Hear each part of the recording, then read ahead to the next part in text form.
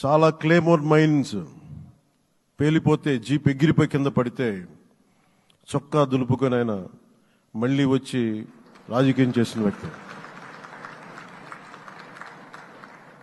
ఈ రోజున సైబరాబాద్ ఉంది అంటే అది శ్రీ చంద్రబాబు నాయుడు గారి దార్శనికత. అలాంటి వ్యక్తి, ఆయన అనుభవం ఈ రోజున 2024 ఆంధ్రప్రదేశ్కి ఎన్డీఏ కూటమి తరపు నుంచి ముఖ్యమంత్రి అభ్యర్థిగా శ్రీ నారా చంద్రబాబు నాయుడు గారి పేరుని జనసేన పార్టీ పక్షాన నుంచి మేము బలపరుస్తున్నాం.